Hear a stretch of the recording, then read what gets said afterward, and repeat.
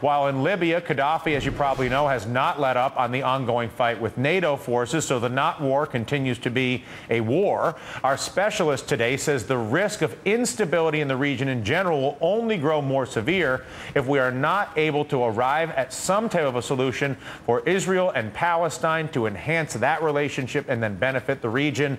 He says he may have a way to at least start that conversation. And joining us now, Jeremy Ben-Ami, Executive Director of J Street. It's a pro-Israel and pro-peace advocacy group. He is author of a new book, A New Voice for Israel, Fighting for the Survival of the Jewish Nation. And it is our pleasure to welcome you to our fine little conversation. Thank you very much. So before we get into the relevance of a deal between Israel and Palestine to the broader Middle East, which makes sense that there would be some correlation there, you say that there may be a way to even begin a conversation about Israel and Palestine. Where would you begin?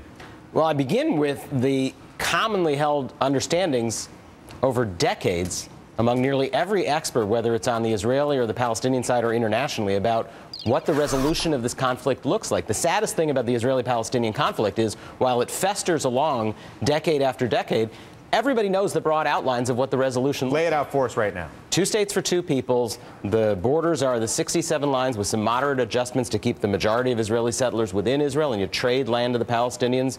You divide Jerusalem, and you have the Palestinian parts under Palestinian rule and the Jewish parts under Jewish rule. And so that's it, basically.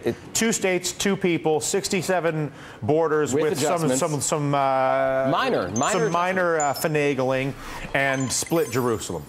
And the barrier to that is what? Well, it's leadership. It's a lack of leadership on all sides. From everybody. It's, first of all, the Israelis and the Palestinians both, with neither side willing to go first, neither side willing to take the risk, no political will, but also a political vacuum here in the United States, because the only credible arbiter is the United States, together with the international community, and we've got political constraints My here. last question, and then I'm going to let the panel loose on you. Were you able to conduct that deal, 2 states, 2 people, 67 with some finagling, split Jerusalem, and actually achieve some form of stability and peace in that region? How significant would the impact of that agreement be on the balance of what's playing out from Syria to Egypt to Libya? Well, one of the most important things for Americans is if America can help to broker that deal, it restores American credibility in the region. This is a vital American national security interest, and it would make a tremendous difference in our ability to play a positive role in the region. Unless we get off of oil. Exactly. We just go free energy, and then we're good to go. Right. But that's for a different conversation. Right. Go ahead, Matt. Jeremy, great to see you. Congrats on the book. I'm an American Jew. I think I'm your target audience. I've felt some angst about the way American Jews participate in this debate. What's your message through this book to an American audience of how the Jewish community, as they express themselves, can help be a force for the kind of progress you think needs to happen? The basic message is that achieving a 2-state solution is the absolute existential necessity of the state of Israel. Israel itself isn't going to make it as a Jewish and a democratic nation if it doesn't separate into 2 states and let the Palestinian people have their freedom and independence in their own state. It's the only way for Israel to have a Jewish and a democratic state. And there's too many in the U.S., you're saying, who resist the idea of a 2-state solution still, which remains an obstacle to our politics as they affect the Middle East politics? What's the fear? What's the fear in the mind of those who would say, listen, if we do the 2-state solution, then, oh my God, what? Well, I think number one is physical security. I think security is at the front of everybody's mind. I mean, any Jew, whether they live here or elsewhere. Totally. And the concern is that the Prime Minister of Israel comes here and says the 67 borders are indefensible.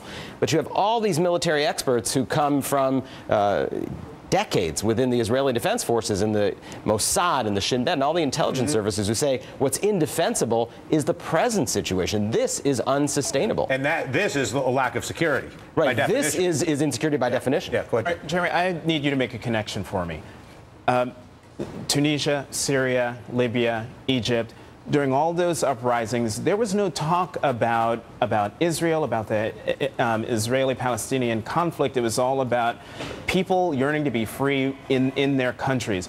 How do those uprisings connect with all the right and fair things you're saying here at the table now? Well, first of all, I think it's important to say they don't. I mean, I think it's really important to say the people who were in Tahrir Square in Egypt were not carrying end the occupation banners. You know, they wanted their own freedom, their own independence, their own dignity. So you're absolutely right. Those were where the movements were grounded in their own domestic situations. The issue, though, is the United States. The issue is the United States' ability to play a role in a new Middle East, in a more democratic, in a more populist Middle East. If the United States is standing in the way of the freedom and the independence of the Palestinian people, it's going to be seen as being in the wrong side of the grand scope of history. Got it. What would you like the Obama administration to do now, to do next? I mean, how do we take this problem forward? Well, I think, number one, put these parameters that I'm saying are the commonly understood definition of the resolution onto the table and ask both parties to say yes or no. The most important thing is don't put pressure on only one side. Don't say this is all the Palestinians' fault, it's all the Israelis' fault. That'll turn everybody off. Both parties have made mistakes. They both have a stake in this.